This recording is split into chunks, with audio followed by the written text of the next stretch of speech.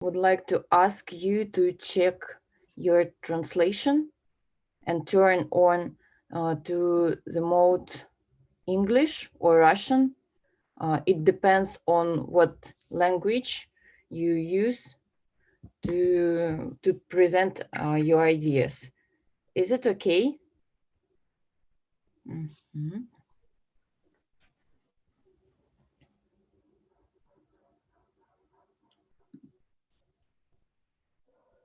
And I think everybody's here. So Professor Luis, hi. And I think we can start. Everybody, all of the participants are here. So I think we can start our seminar.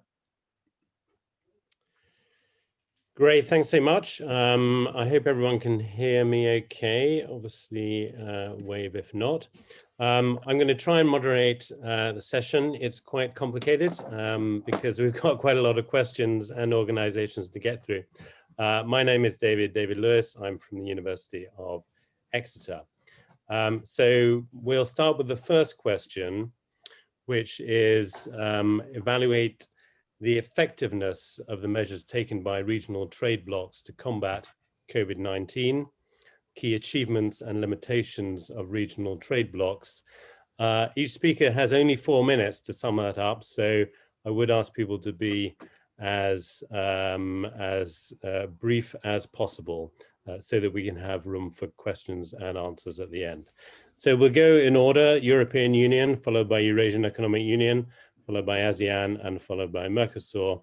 So let's start with the European Union, and we'll start with Tatiana Romanova of St. Petersburg State University, followed immediately by Maxine David, if you don't mind just following on directly. Спасибо. Можно начинать, да? Can I start? Yeah. Okay. Yeah. Но прежде всего у меня несколько вопросов концептуальных, да, к самой постановке задачи. Почему? Да, потому что мы не определили, ну или по крайней мере в той бумаге, которая была нам послана, не определено, что такое эффективность, да, то есть в каких терминах мы будем ее оценивать. В терминах жертв пандемии, в терминах скорости преодоления, скорости вакцинации, в терминах сохранения достижений интеграции. Да, я так понимаю, что учитывая сравнительный подход к интеграционным объединениям, наверное, мы все же будем оценивать прежде всего то, насколько эпидемия способствовала сохранению достижений интеграции или не способствовала. Да, второй момент, такой концептуальный для эффективности, это то, кто находится на шкале, да? С кем мы сравниваем Европейский Союз, сравниваем ли мы это с другими интеграционными объединениями, насколько корректно это сравнение, или сравниваем мы с государствами. Да? Европейский Союз все-таки занимает некую промежуточную форму, и поэтому мы можем сравнивать его как с государствами, так и с интеграционными объединениями, но в конечном счете это сравнение не будет до конца корректным, и мы тут приходим к такой традиционной дилемме n равно 1, да, учитывая специфику Европейского Союза. Да, ну и третье, что нужно тут учитывать, говоря об эффективности, это то, что это качество политической системы Европейского Союза, да, это то, что Европейский Союз – это система все-таки регулятивная, да, а не распределяющая, то есть в этом смысле Европейский Союз все-таки больше регулирует, чем перераспределяет. И все-таки перераспределение, которое было важно, крайне важно, да, то есть в период карантина, оно имело место на национальном уровне, а не на уровне Европейского Союза. Да, Европейский Союз мог отвечать только регулятивно. Да. Ну и, конечно, здесь нужно учитывать вопрос распределения компетенций, да, то есть между странами-членами и Европейским Союзом. Да. И в этом смысле я бы говорила о 3 вопросах, да, каждый из которых демонстрирует разное распределение компетенций между Европейским Союзом и странами-членами. Первый – это вопросы здравоохранения, второй – это вопрос Шенгена, и третий – это вопросы экономики. Да. И если говорить о вопросах здравоохранения, то это, в общем-то, компетенция стран-членов. Да, и Европейский Союз может тут только очень мало делать, очень мало, собственно говоря, вмешиваться в эти вопросы. Здесь все-таки основные меры предпринимались на уровне стран-членов. Инструмент солидарности запустить не удалось, да, страны некую символическую помощь друг другу оказывали уже к концу первой волны, но это были скорее символические вопросы.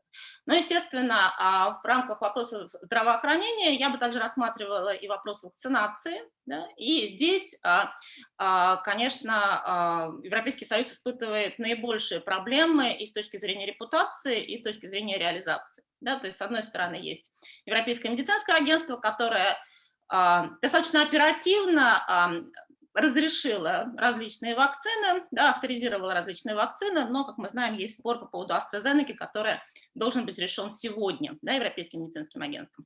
С другой стороны, есть вопрос снабжения вакцинами, и тут не все, да, удалось реализовать Европейскому Союзу, очень мало времени, поэтому я не буду вдаваться в детали, я думаю, что все мы следим за новостями, но значит, вопрос остается следующим. Да, были бы малые страны, члены Европейского Союза, более эффективны, да, в этом вопросе, нежели, собственно, Европейский Союз как блок. Да? Тем не менее, Европейский Союз пытается использовать свои традиционные компетенции, и, в частности, вот одна из последних новостей, да, это возможность применения к Великобритании, да, статьи 122 договора о функционировании Европейского Союза, о том, это касается торговых ограничений, да, вакцинных продуктов, да, то есть то, где Европейский Союз сейчас чувствует компетентным, да, он действует достаточно уверенно, но, повторюсь, это вопросы здравоохранения, которые относятся к компетенции стран-членов прежде всего. Поэтому то, как может Европейский Союз реагировать здесь, да, ограничено. Второй блок вопросов – это вопросы Шенгена. Да. Это относительно новая компетенция Европейского Союза, сфера совместного ведения стран-членов. И опять-таки здесь мы видим, что сохранить достижение интеграции в полной мере не удалось. Но, тем не менее, попытки к тому, чтобы то есть, сохранить свободу передвижения в том виде, в котором это возможно, были. Да? Европейский Союз предпринимал попытки и выработать общие правила, да, о закрытии или открытии границ, да, красных, желтых, зеленых зонах. И вот сегодня буквально... If you could start to wrap up, sorry.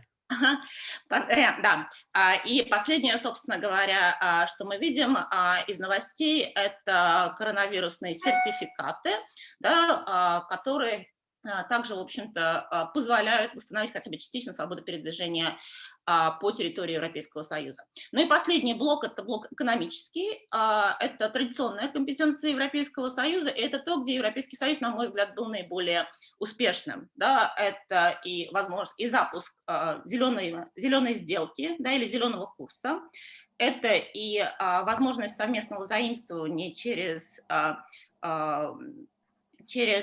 инструмент восстановления и стрессоустойчивости, это и риторика о суверенитете и о необходимости производить часть товаров на своей территории. То есть, завершая свое короткое выступление, я должна сказать, что эффективность действий Европейского Союза, если мы рассматриваем эффективность как сохранение ценности интеграции, зависит от разделения компетенций в конкретной сфере и от того, учитываем ли мы, что Европейский Союз является регулятивной политической системой, а не распределительной регулятивной системой. И в этом смысле в экономике Европейский Союз был более эффективен, менее эффективен в том, что касается шенгенских соглашений, и еще менее эффективен, если мы говорим о вопросах здравоохранения. Thank you. Let's go over to Maxine.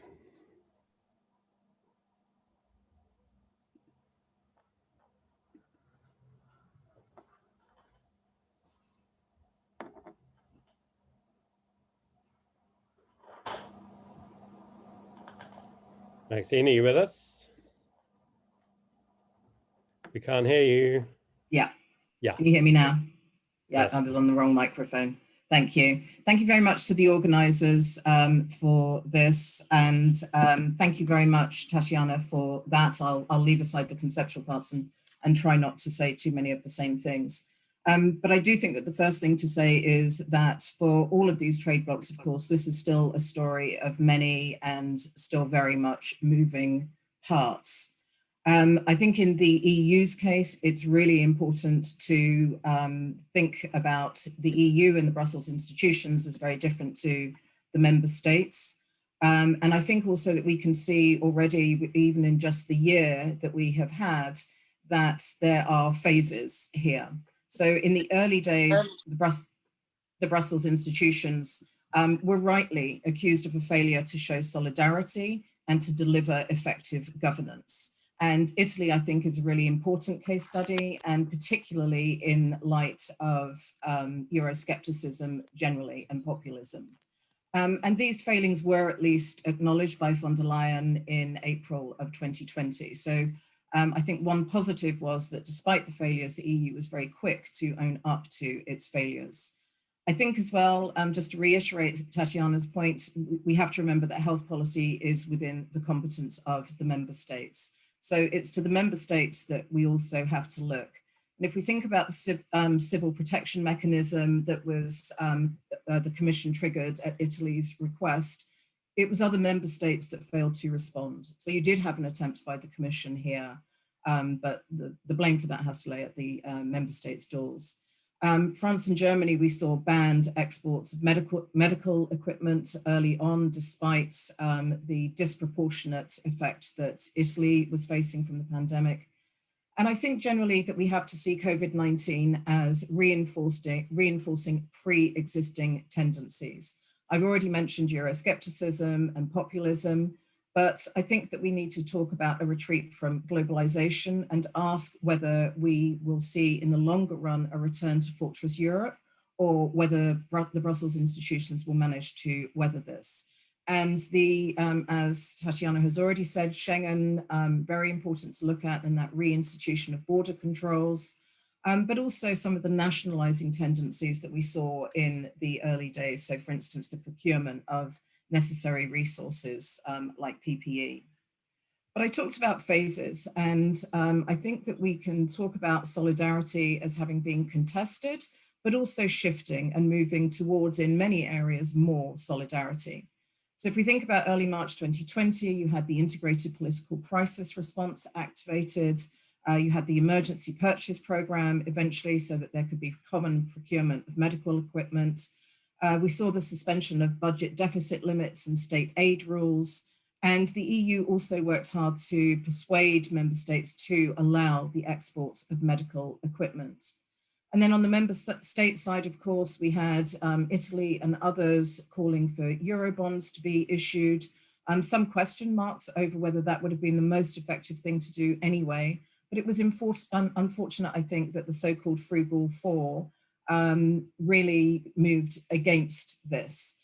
Luckily, we did later in the summer, so July, August, get that German-French proposal for a mixed grant and loan-based recovery fund, which I think has to be seen as a real positive. And we also saw quite quickly, maybe from April onwards, that horizontal supply of medical equipment and hospital beds. So the member states starting to stand in solidarity with each other. And I think it's particularly important to note that Germany stood in solidarity with Italy, since we had before had, of course, in the financial crisis, Greece against Germany, and this narrative of the North against South. So to conclude, we have to look at what the EU did separately from what the member states did. But I do think that there is evidence to show that the European Union did move, maybe certainly too late, but did move to deliver some effective governance. And I think we are in a much better position with the EU in terms of that early response than we might have been. But I haven't talked about vaccines because Tatiana has, and because it's in the news. Obviously, at the moment, we're looking at real failures in respect to the vaccine rollout program, and both member states and the European Union hold responsibility there. Thanks so much to Professors Romanova and Professor David. And we will shift now from Europe to Eurasia. The same question we're asking, which you should have in front of you. And we will turn now to Lydia Timofeyenko-Pahomchik, from the Institute of World Economics and Politics under the Nazarbayev Foundation, and we'll then go straight on to Christopher Hartwell, if we could, from the International Business Zurich University of Applied Sciences. So Professor Timofeyenko-Pahomczyk, do you want to take the floor and speak? If we can keep it to 4 minutes, that would be fantastic. Thank you.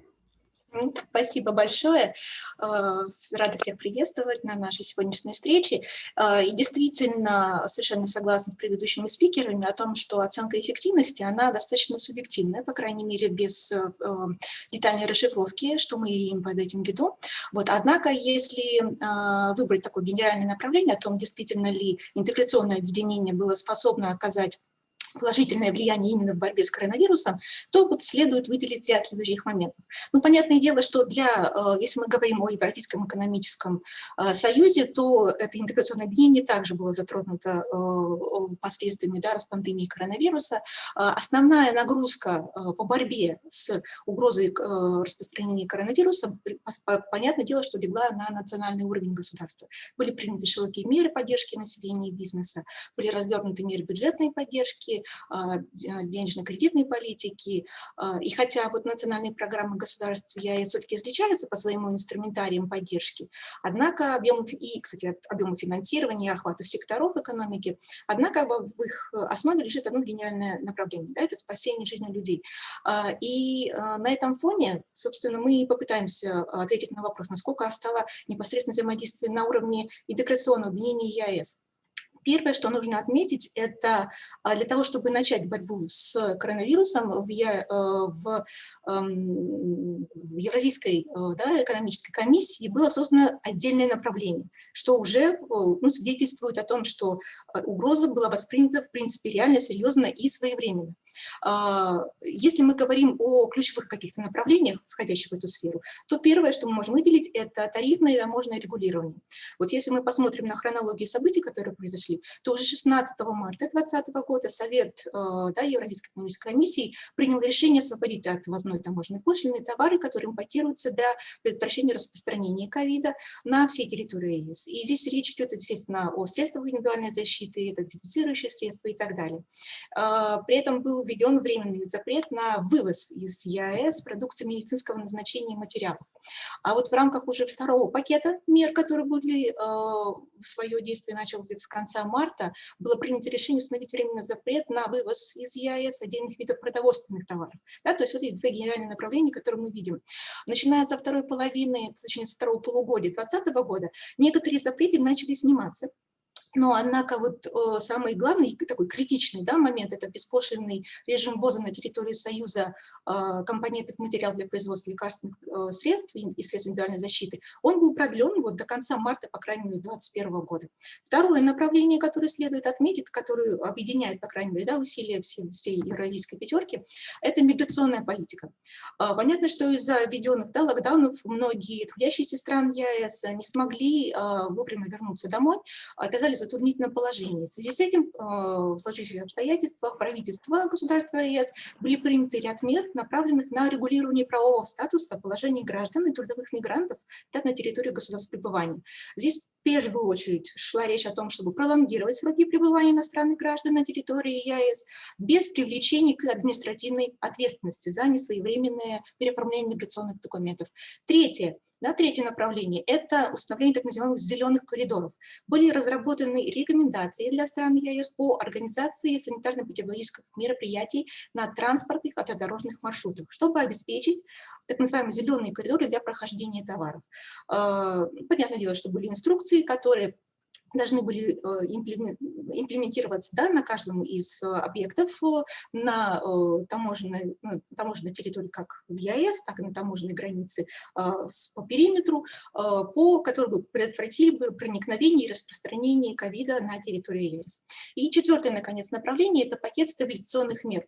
Очевидно, что применение, да, механизмов тарифного или нетарифного, да, регулирования все же было недостаточно для того, чтобы своевременно организовать и предотвратить угрозу полномасштабного распространения ковид. И вот поэтому, начиная уже где-то с марта, по крайней мере, да, межправительственным советом разрабатывался пакет мер, так называемые стабилизационных мер для экономик стран ЕС. Понятное дело, что имплементация подобных мер, она требовала в первую очередь согласия национальных правительств. Здесь важно еще также отметить, что даже были отмечены рекомендации по оказанию Евразийским фондом стабилизации и развития, кредитного и грантового содействия государствам-членам в целях макроэкономической стабильности. Также мы можем говорить о том, что банк, да, Евразийский банк развития, также свои рекомендации выделил для того, чтобы и открыт канал возможностей для того, чтобы страны ЕС принимали участие в единых проектах по импортозамещению. Вот таковы, в принципе, в целом были такой массив мер, который как интеграционный блок ЕС принял на своей территории для того, чтобы противодействовать ковид. Понятное дело, что данные меры, они носят свои компетенции и берут свои компетенции исключительно из тех компетенций, которые сейчас располагает само интеграционное объединение. Если мы говорим о том, насколько они были эффективны и существовали бы проблемы, да, безусловно, спуская директивы на более нежный уровень, особенно если это были в рекомендательном характере, то какие-то технические моменты, страдали, откровенно говоря, что можно было наблюдать и на границах, и по миграционной помощи, да, по возвращению. Все это мы видели с вами и хорошо наблюдали. Однако, если мы говорим непосредственно, да, об успешности данных мер, то в рамках своей компетенции ЕС отреагировал адекватно и своевременно. Вот такой вот, можно сказать, резюме. Спасибо большое. Thanks, Lydia. We'll go straight on to Christopher. Thanks.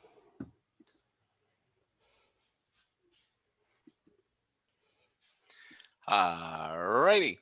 I'd like to спасибо большое. Thanks everybody for tuning in. I agree with each of the previous speakers, although to various kind of degrees. I agree entirely with Tatiana's point that what is effectiveness when we're thinking about what the Eurasian Union has done. I agree entirely with Maxime's point that this reinforced pre-existing trends. And I agree entirely with Lydia's excellent kind of summary of what has been done within the Eurasian Union, or perhaps more accurately, what has been talked about in the Eurasian Union. First question, what is effectiveness? Well, let's take a look at the path of COVID-19. Right here, I've got deaths. Because cases is a lot of noise. What we're really worried about is, are people dying? Not are people catching it and then recovering, because that's moving us towards herd immunity. Let's look at deaths. You can see that in general, in terms of the Eurasian Economic Union, despite some of the same kind of sanitary measures that we've had elsewhere, there's still an increase. There's a plateau somewhat in Armenia, but there's still an increase in Russia. There's still an increase in Belarus. This isn't per capita. This is absolute cases, but it doesn't really matter, because what I want to show is the trend. And even with the vaccine coming online, we still haven't got a handle on the path of the disease in the Eurasian Economic Union. I think this is the first problem. In terms of the successes, obviously there's the vaccine, there's the Sputnik vaccine. Although we know that the Sputnik vaccine's effectiveness is very, very, very linked in with kind of local quality, and whether or not your production locally is sufficient enough to produce the high quality vaccine that you really need. And this is problematic, I would say, given the dispersion of just technology within the Eurasian Economic Union.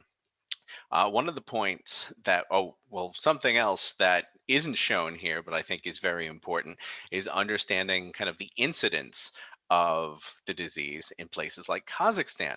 Kazakhstan saw a disproportionate number of its medical professionals, especially in the first wave, that were being affected by the disease. They were frontline staff, they were dealing with it, they had inadequate PPE, they had inadequate kind of supplies to be able to handle what was basically coming across the border from China.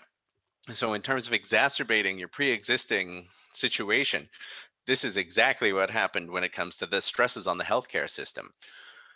In terms of the economics, this is where I probably differ a little bit from what Lydia was talking about, and that I think that the EAEU did a very good job in terms of talking the talk. There was a lot of pronouncement about what was going to be done to aid businesses, and the lockdowns that we see in the European Union, in the United Kingdom, in the US, and various jurisdictions didn't come to fruition within the Eurasian Union. you had kind of this holiday, right, in Russia for a couple of weeks. And but large state-owned enterprises especially continued working as normal. It's really the small and medium enterprises that have been really hurt. And then kind of the stabilization packages, I guess, because there was no proper lockdown in terms of prohibitions on economic activity, then there was no need, or at least there was no perceived need at the national level to kind of give these bailouts, to give these stimulus checks, or basically to pay people to stay home. We only had kind of loan guarantees, we had some tax holidays.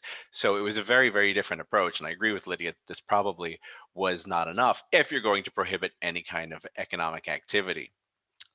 In terms of reinforcing, and kind of my final point, reinforcing pre-existing trends, one of the problems that we've seen with the Eurasian Union, and I've written about this extensively, is that it is not liberal regionalism.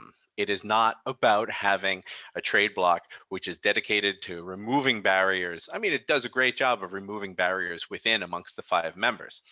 But it is not dedicated on a premise of free trade. It's dedicated to a premise of negotiated trade, of kind of your old school free trade agreements, of horse trading. I'll give you access for this, you give me access for this. Sure, great strides in terms of free movement of people, in free movement of capital, but it's never been a truly liberalizing force. And once this hit, same thing as in the European Union, you had restrictions on movement, which is fine for something like a worldwide pandemic. On the other hand, ban on food exports.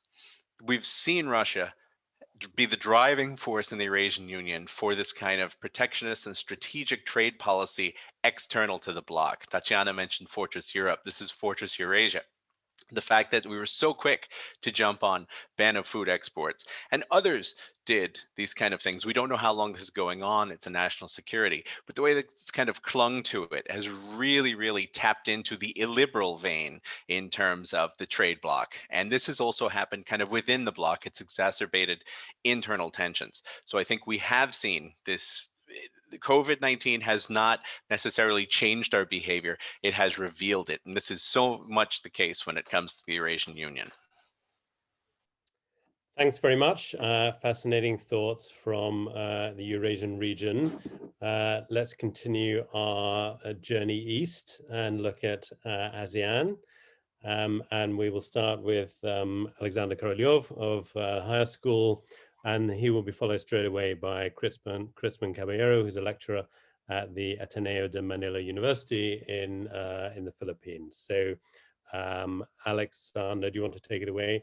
And then Crispin, if you want to come in straight away, that would be lovely. Thanks. Да, коллеги, большое спасибо. Дэвид, огромное спасибо. Говоря о том, как Asean отреагировал эффективно или неэффективно на пандемию, здесь надо понимать специфику, собственно, самой ассоциации Asean.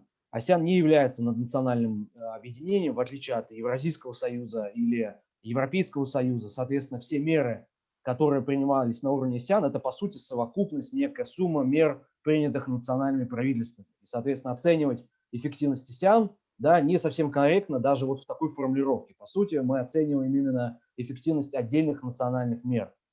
Поэтому я коротко прокомментирую, так как есть всего 4 минуты, про то, что было сделано и на отдельных треках национальных, и в целом на уровне Asean, как вот именно совокупности дипломатии 10 стран Юго-Восточной Азии. Стоит отметить, что уже первая проблема, с которой столкнулся Asean, это несвоевременность подходов к реагированию на ковид. И яркий пример, когда уже ВОЗ объявила ковид-пандемии, только через месяц после этого Asean на уровне, собственно, института, если мы говорим Asean как межправительство объединений, на уровне объединения провела саммит Asean, свой первый саммит Asean, где и объявила о том, что нужно коллективными методами, коллективными усилиями бороться с пандемией. Соответственно, многие и наблюдатели, и многие участники Asean, страны-члены, и критикуют, собственно, отдельные национальные усилия, например, говоря, что Индонезия, будучи неформальным лидером Asean, или будучи Вьетнам в рамках председательства Asean в 2020 году, не своевременно пролоббировала и соединила идею о проведении этого саммита заблаговременно. Говоря также о мерах Asean, здесь стоит отметить, что речь идет скорее даже не о эффективности, а об активности со стороны дипломатии Asean, потому что в этом понимании было сделано действительно немало на уровне именно объединения. Было проведено десятки саммитов различных виртуальных, был создан фонд реагирования на пандемию Asean, была создана сеть по чрезвычайным ситуациям в области общественного здравоохранения, региональный виртуальный центр биодиаспора, региональная сеть лабораторий общественного здравоохранения и так далее. То есть большое количество инициатив было выдвинуто отдельными странами. Либо это была Малайзия, либо это были Филиппины, либо это был Вьетнам. То есть какой-то консолидации и какого-то общего подхода со стороны десятки Asean за время пандемии так и не было. То есть год уже прошел с момента пандемии, но говорить об каких-то консолидированных усилиях по борьбе с пандемией именно на уровне объединения не получается. Другим отличительным, опять же, признаком и спецификой Asean, который также указывает нам на эффективность или неэффективность, опять же, институциональный формат Asean, отсутствие наднациональных институтов и отсутствие фондов стабилизации и развития, либо каких-либо, например, вот, Лидия, в частности, отмечала про Евразийский банк развития, да, можно отметить и Европейский фонд стабилизации и развития. Таких вот финансовых регуляторов и институтов на уровне Asean их не существует. Да, я уже отметил фонд развития Asean, но это не наднациональный орган и это не институт развития в таком традиционном европейском или евразийском понимании этого слова. Поэтому здесь те ресурсы, которые использовали стороны Asean, они были ограничены ввиду и ограниченности и административного потенциала в секретариате Asean, и ввиду разногласий между странами Asean, которые всегда присутствовали и до сих пор присутствуют. И как раз во втором блоке вопроса, когда будет про консолидацию или кризис солидарности, я об этом чуть-чуть более подробно расскажу. Вопрос односторонних мер, которые принимались отдельными странами Asean, да, в частности, можно привести пример Малайзию, которая закрыла в одностороннем порядке границу с Сингапуром, и огромное количество малайзийских рабочей силы хлынуло на рынок Сингапура в поисках, собственно, работы и лучшего социально-экономических условий пребывания, существования в Юго-Восточной Азии. Все это контролировалось на уровне отдельных политик отдельных стран Asean, без консолидации, без консультаций с остальными участниками Asean. В этом плане это большая проблема для Asean, на уровне консолидации, на уровне переоценки эффективности и объединения. И очевидно, что Asean будет долго еще выходить из этого пандемийного коронакризиса. Вот. И опять же здесь важно отметить, что отдельные страны, разумеется, по отдельному смотрят на то, как бороться с Asean, как бороться с пандемией. Либо это полный локдаун, как это было, например, у Вьетнама, и довольно эффективные меры, которые Вьетнам принимал в рамках своего председательства, либо это не совсем эффективные меры на уровне, например, Индонезии, или менее эффективные меры на уровне Малайзии. То же самое касается односторонней политики и отсутствия полноценных консультаций по вопросам финансирования, да, потому что каждая сторона в собственном понимании и исходя из собственных интересов и ресурсов выделяет финансовые средства на борьбу с пандемией в рамках Asean. Это тоже большая проблема для Asean как объединения. Вот. Я, наверное, на этом закончу, вот, и более подробно уже на втором блоке вопросов расскажу про солидарность или кризис солидарности, или, наоборот, повышение солидарности. Thanks so much. Let's go straight over to Crispin Caballero. Thank you.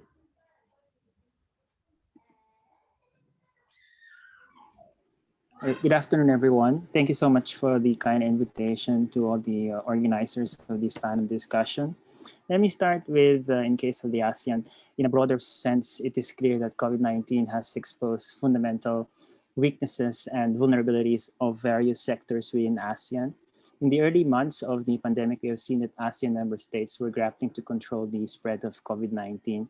It also revealed serious gaps in terms of public health governance, in terms of lack of pandemic preparedness and response mechanism, the lack of coordination among national and local government agencies, and the existence of poor crisis communication. The presence of weak enforcement of public health measures such as social distancing, wearing of face masks, which contributed to a pandemic fatigue. Though despite these problems, you have seen that ASEAN has fared better in managing the spread of COVID-19 by keeping the fatalities low compared to other regional blocs. Economic impact has been severe, with economic contraction to around 4 to 7% across the bloc. ASEAN countries are heavily reliant on export and tourism, and these sectors are heavily affected by the pandemic. By mid-February of 2020, you have seen that ASEAN health, foreign ministers, and tourism ministerial bodies had decided to intensify its multi-sectoral cooperation, particularly through the framework of ASEAN +3 platform. As the national borders were closed, we have seen that ASEAN guidelines on the provision of emergency assistance enabled mutual assistance in repatriation of citizens back to their home countries. It is very clear that ASEAN's collective response to overcome the impacts of COVID-19 produced an effective policy and institutional response committed to the implementation of various key initiatives. I will just maybe mention a few of these. One would be implementation plan of ASEAN Comprehensive Recovery Framework, which was adopted during the 37th ASEAN Summit on the 12th of November 2020, which included 5 strategies. First, enhance health system, strengthening human security, maximize the potential of ASEAN market, and the broader economic integration, accelerating inclusive digital transformation, and advance towards a more sustainable and resilient future. Establishment of the task force of the operationalization of ASEAN Travel Corridor, including its expeditious conclusion.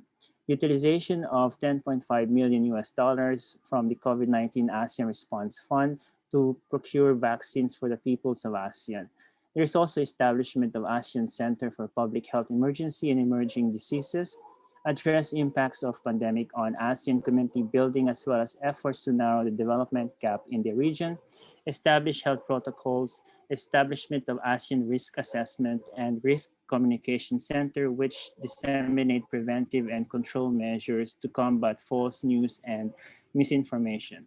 ASEAN member states has been proactive and adopted an outward-looking approach in the conduct of ASEAN's external relations based on shared interests, constructive engagement, and mutual benefits. The efforts ensure swift, comprehensive, and sustainable regional recovery from the pandemic. ASEAN is looking forward to convening the special ASEAN-US Foreign Ministers meeting, the commemoration of the 30th anniversary of ASEAN-China dialogue relations, and the 25th anniversary of ASEAN-Russia dialogue relations. Now, it should be noted that the number of factors were critical, why some countries in ASEAN are more better compared to the others. Among these factors could be, one would be leadership, more centralized and or better coordinated national pandemic task force that was created, clear public messaging, and strict enforcement of public health measures. Overall, it is observed that though there were gaps in terms of trying to contain the spread of COVID-19 and the various approaches adopted by the ASEAN member states, it is clear that the ASEAN as a regional bloc was able to strike a balance in terms of mitigating and at the same time ensuring the institutional integration processes within the bloc and still work amidst the pandemic and its vision of 2025 ASEAN community that will not be jeopardized. This warrants some rethinking of its principles and core values, placing ASEAN centrality and people's interests at the very core of the integration project. Thank you. Thanks so much, and thanks for keeping to time. Also really useful because we've got a lot to get through. So from ASEAN, we'll now move over to look at Mercosur and the view from Latin America.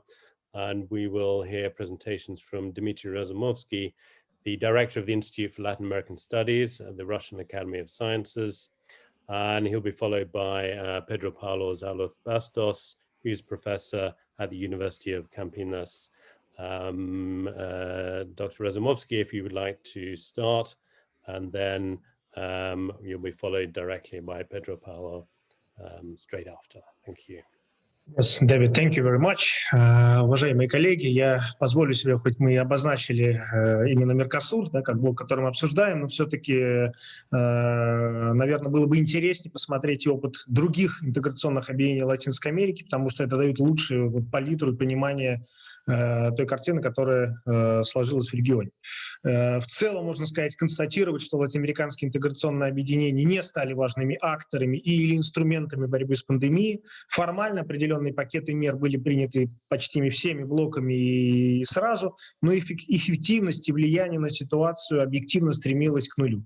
Я использую цитату секретаря экономической комиссии ООН по Латинской Америке и Карибскому бассейну Алисии Барсены, что в пандемию произошел даже откат назад в региональной интеграции. Причиной такой печальной ситуации прежде всего кроется в предшествующем пандемии кризисе многих региональных блоков, росте центробежных тенденций. Развал в 2019 году УНАСУР, да, общерегиональное объединение, решил Латинской Америке единственной региональной площадкой сотрудничества в сфере здравоохранения. Это действующий Совет по здравоохранению. В какой-то степени странам оказалось и нечего предложить друг другу, так как регион не является крупным производителем медикаментов, медоборудования. Ни одна страна, кроме Кубы, не производит и не разработала свои вакцины.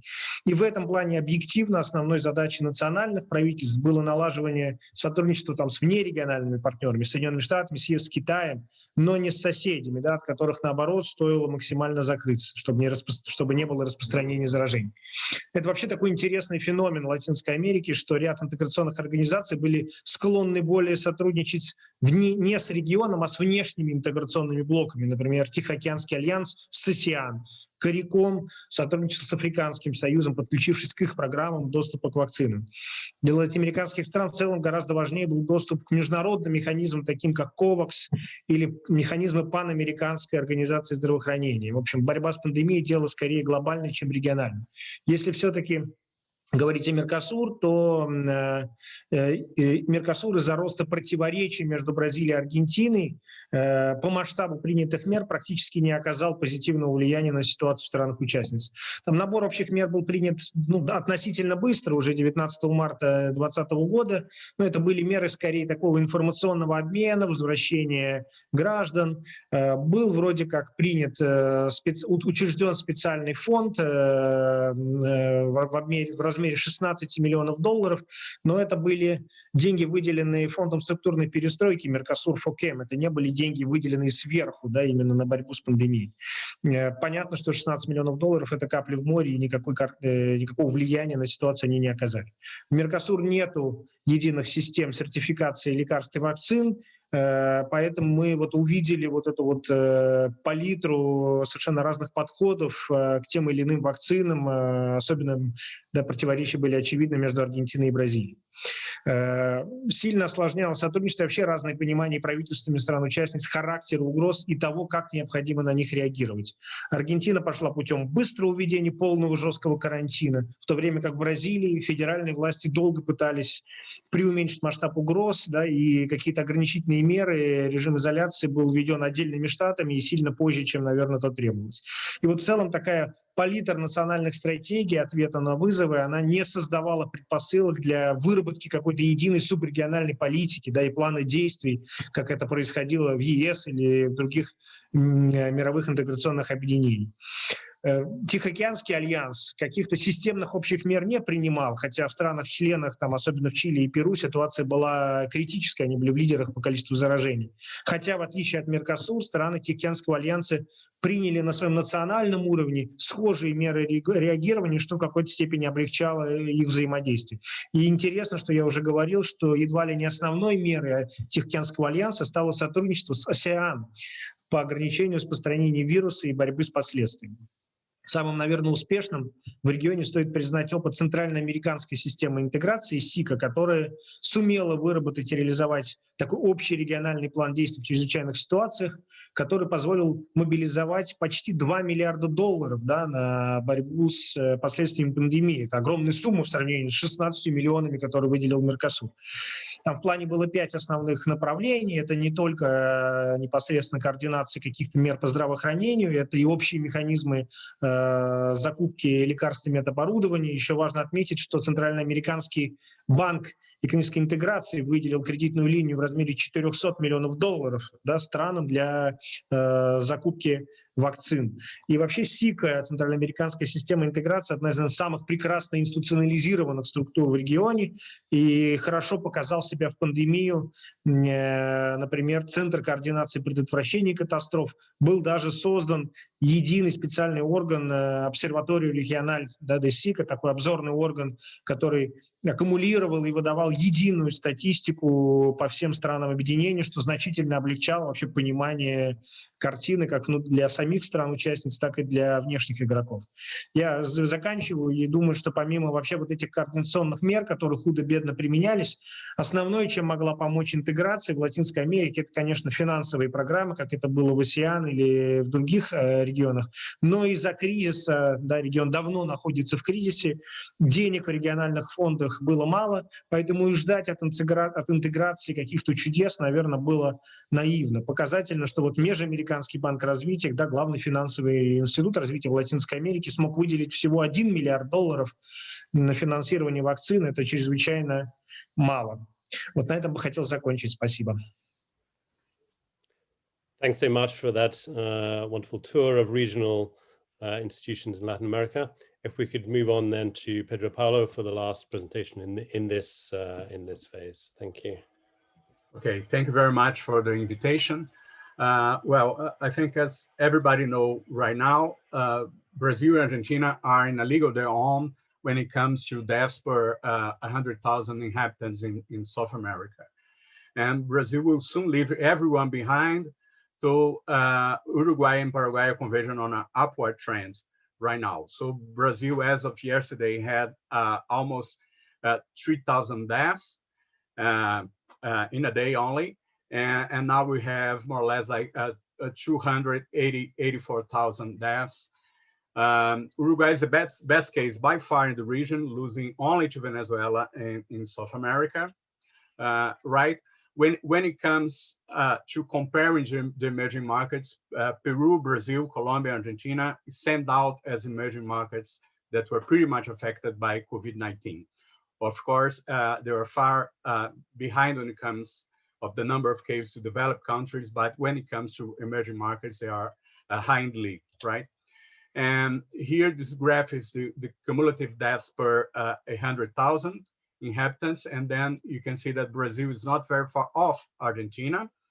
But of course, Brazil is still in an upward trend and Argentina is decelerating right now, clearly. But when it comes to cumulative deaths, as Brazil is much more populous, Brazil is nowadays is the second worst case in the world when it comes both to cases and absolute number of cases and deaths, right? And it's clearly in an upward trend right now. Here is the 7-day rolling average of new deaths, and Brazil is in a steep rise, but also Paraguay and Uruguay. When it comes to Bolivia, which are not a full member of Mercosur, and Argentina, you see a downward trend clearly right now. And Brazil nowadays is in a very harsh health crisis. When you see the current intensive care units capacity utilization, it's almost full, and it's clearly leading Brazil to a forced stringent lockdown, which will have massive economic repercussion both in Brazil and all over the region, of course, given the trade networks that unite the countries. And here you can see the sharp increase in cases and utilization of spare capacity in UCIs, ICUs actually, and bringing to the place where we are right now. When it comes to the economic impact of the pandemics, the LAC region was the second worst effect by the pandemic slump, as measured as estimated GDP loss in 2022 relative to the pre-COVID period, right? According to the IMF. And in the Mercosur area, especially, except for Argentina, the Mercosur fared much better in 2022 than the LAC region, according to the ECLAC, right? However, 2021 forecast shall be steeply downwardly updated because what's going on in Brazil in the region right now, right? When it comes to the weekly tracker, for instance, neither Brazil nor Argentina had recovered from the 2020 GDP loss, while the recovery absolutely started in 2021, even before the GDP drop in Brazil this month. The first week of March, we have a 3.5 drop week by week, right? And the measures taken to combat the COVID-19 were national, not regionally based. There was absolutely no coordination between countries in terms of lockdown timing, economic stimulus, health measures, procurement of vaccines, travel restrictions, and especially testing, tracking, and tracing across borders. And basically, the main reason, I have more time to discuss it later, is the fact that Bolsonaro administration was clearly by far an exception in the region in favor of herd immunity. Okay, right, thank you. Thanks so much. It's been a fascinating tour of global integration. I'm sorry it's been short from everybody, but we're trying to fit in as much as possible.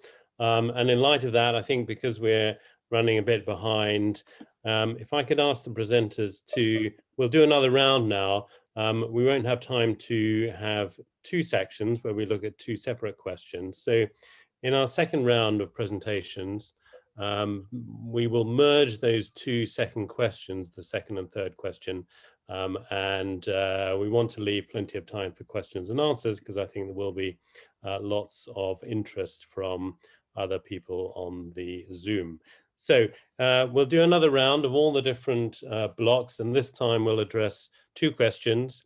The impact of the pandemic on strategic aspects of regional trade blocs, and in particular, this question about whether we're facing a crisis of legitimacy. Is regional integration in crisis in your region?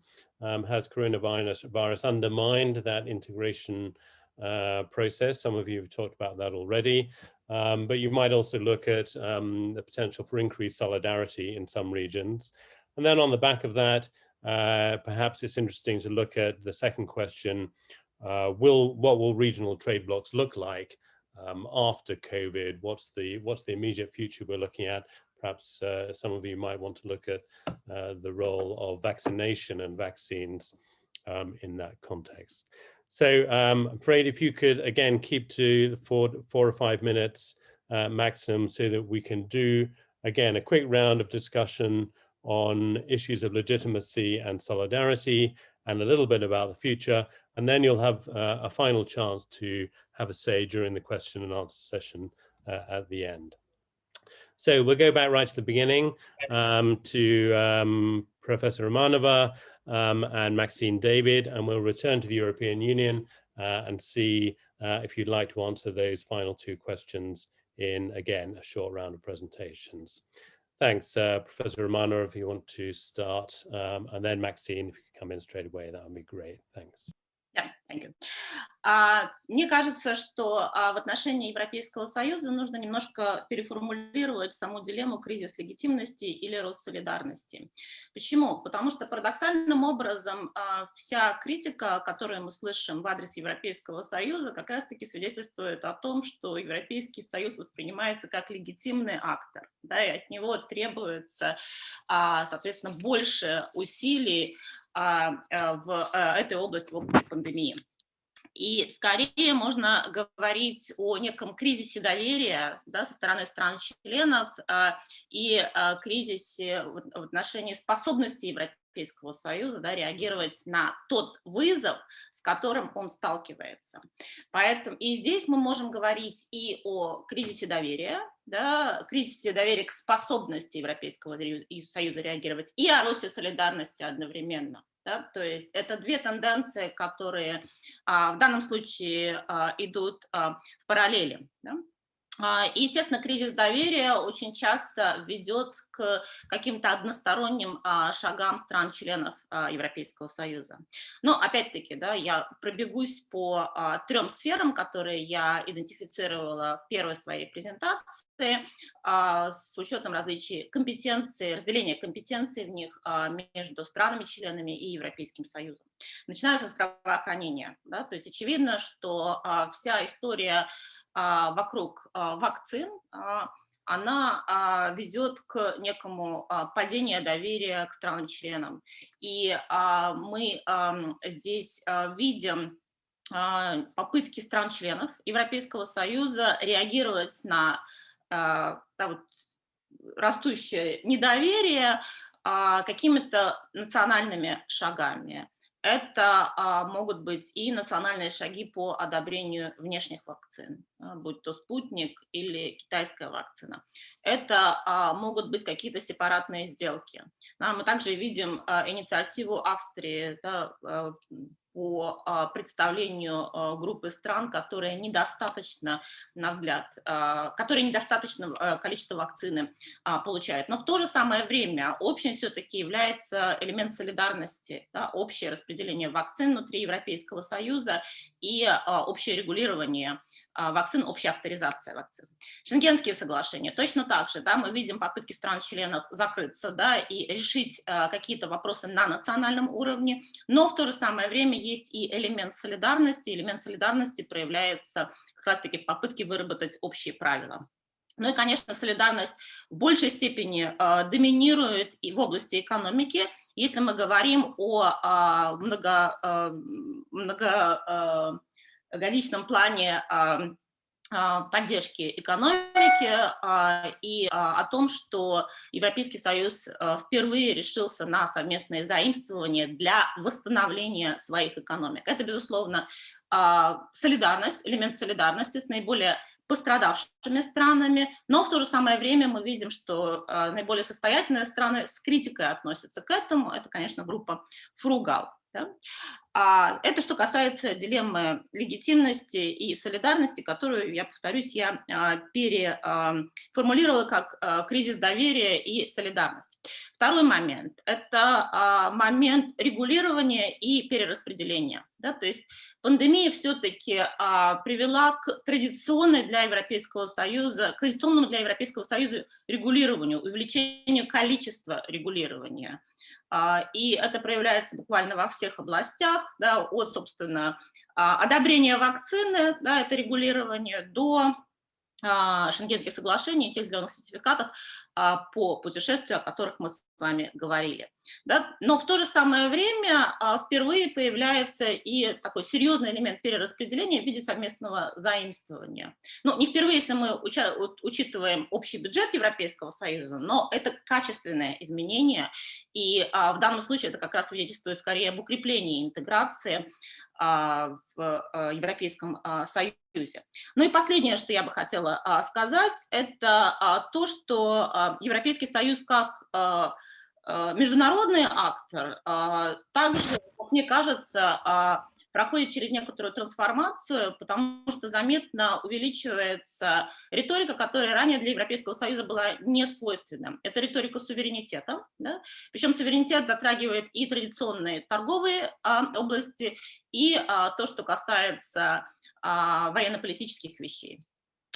И риторика геополитики, да, геополитические соображения все четче можно идентифицировать в том, что говорят официальные представители Европейского Союза.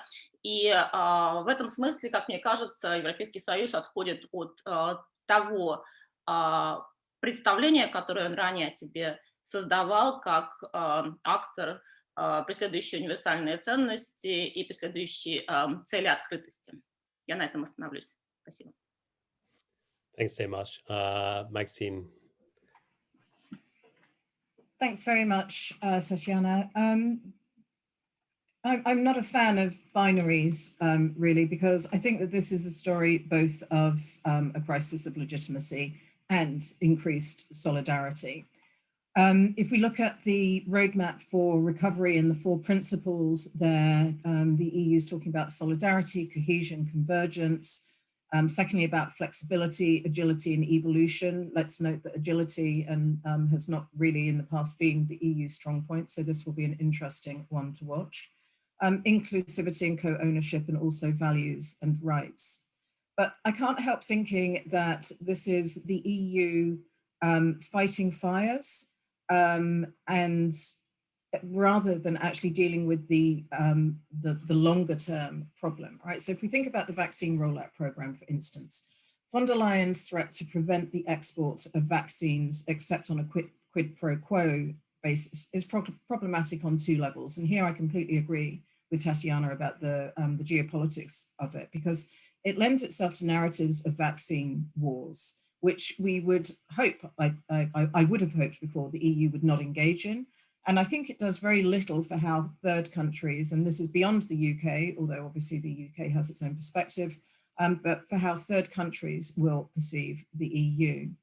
And secondly, more immediately, it reveals the failure to respond to problems that we've actually known about for some time. So we're hearing rumors of there being production problems at the factory in India, the same way as we heard about problems at the Belgian factory as well in terms of producing the vaccine.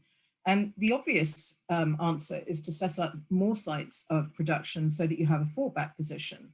And the EU could do this on its own, or it could work with others in the world to do this. But we're seeing very little evidence of its using its weight, what leverage it does have to work with others to take this kind of a lead.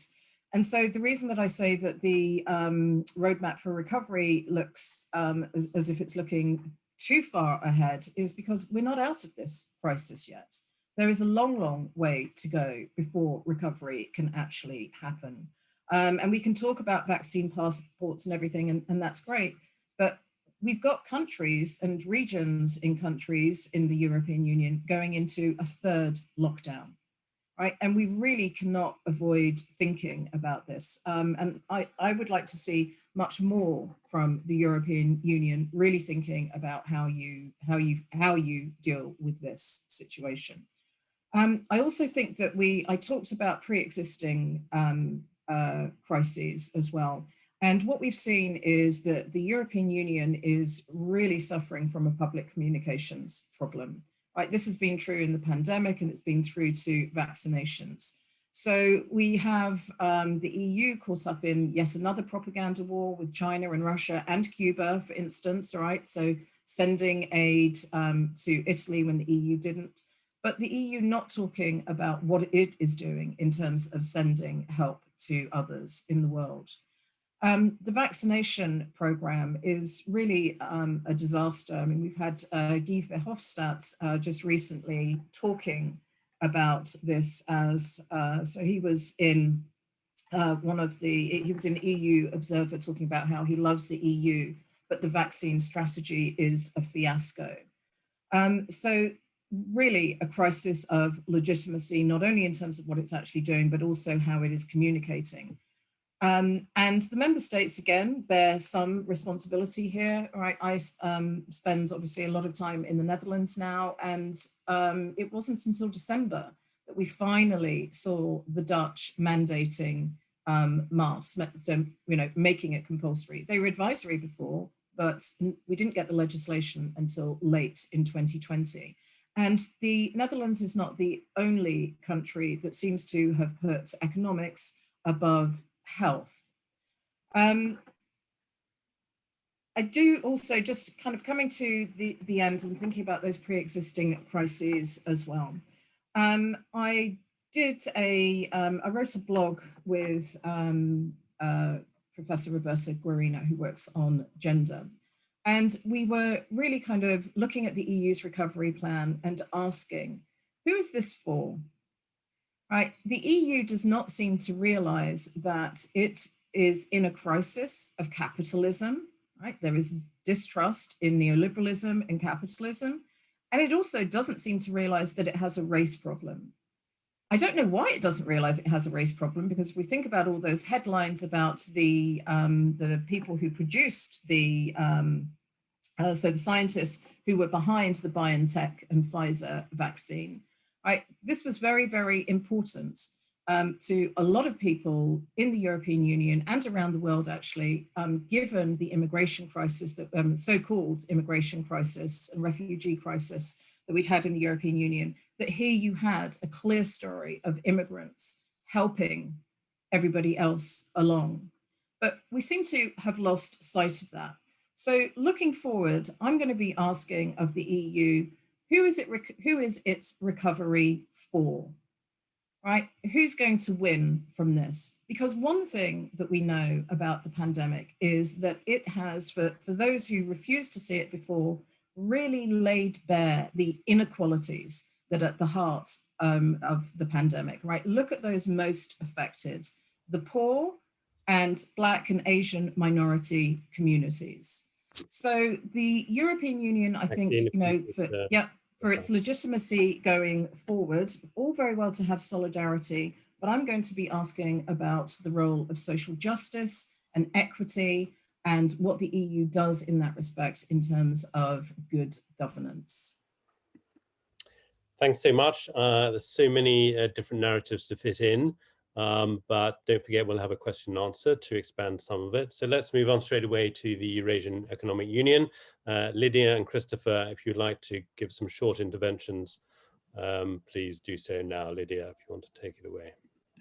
Спасибо большое еще раз за возможность продолжить нашу дискуссию. Действительно, когда мы говорим о том, насколько одно дело говорить о мерах, да, которые были предприняты в рамках интеграционного образования, а другой вопрос, насколько это привело к объединению, да, и общему пониманию тому, что блок действительно остается единым. Если обратиться, да, вот буквально к истории, да, за прошедший год, то фактически, да, Евразийский экономический союз потерял возможность встречаться офлайн. Все 3 встречи, которые прошли, они были, да, приведены в формате видеоконференций, вот, что, конечно, тут несколько тоже уже видоизменило и характер взаимоотношений, вот, но хотя бы это были рабочие встречи. И, наверное, таким самым критичным таким моментом, который мог бы так подсветить, да, возможные сложности, это вот стала проблема с принятием стратегии, да, развития ЕС до 2025 года, которая была запланирована на майскую встречу, но на практике эта стратегия не избежала критического разбора со стороны глав государств ЕС, и в итоге было принято решение отложить, да, отправить этот документ на дальнейшую доработку. Прозвучавшая критика в сторону стратегии, это было и с стороны казахстанской тоже, кстати, да, и немало, в принципе. Вот, но при этом, да, при всем при этом важно понимать, что стороны все равно сохранили приверженность целям и задачам Евразийского интеграционного проекта. И, ну, это, наверное, может быть мое такое субъективное мнение, но вопреки желанию всех евразоскептиков, дальнейшее такое стягивание, да, единого евразийского пространства, оно, по крайней мере, в том темпе, в котором оно проходило на протяжении последних, да, 10 лет, вот оно продолжится. Наглядным тем доказательством фактически, да, мы увидели в сентябре 2020 года, когда Евразийская экономическая комиссия объявила о том, что успешно согласовываются те самые пункты проблемные, которые по отношению к этой стратегии были предъявлены. Ну, всего их было, если мы помним, 36 проблемных пунктов. Вот и к декабрю, собственно, да, 2020 года все они были согласованы, так в том или ином формате и на консолидированной основе. Фактически стратегия была доработана, сейчас к ней претензий нет, ее успешно приняли, и фактически разночтение по отношению к 5-летнему плану развития на сегодняшнем этапе мы устранили.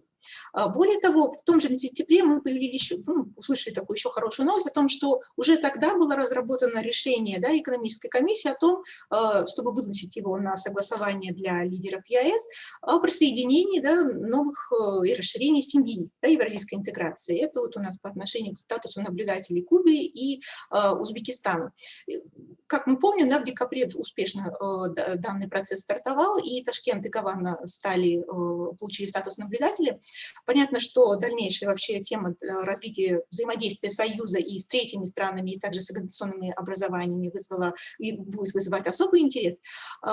И хочется надеяться, что статус Узбекистана в качестве наблюдателя, он все-таки будет только первой стадии, по крайней мере, да, по переходу к более глубинной, да, глубинной форме экономической интеграции членами организации. Но это вопросы, давайте чуть отложим, так сказать, буквально на конец моей презентации. И здесь нужно сказать, что ну, если так можно вообще выразиться, вот протекционистская паника, которую все прогнозировали по отношению к статусу легитимности ЕС, о том, что он развалится, это крах, непринятие стратегии, фактически свидетельство о том, что мы не нужны друг другу, вот, они не оправдались. Ну, по крайней мере, мы это наблюдаем сейчас по итогам Декабрьского саммита.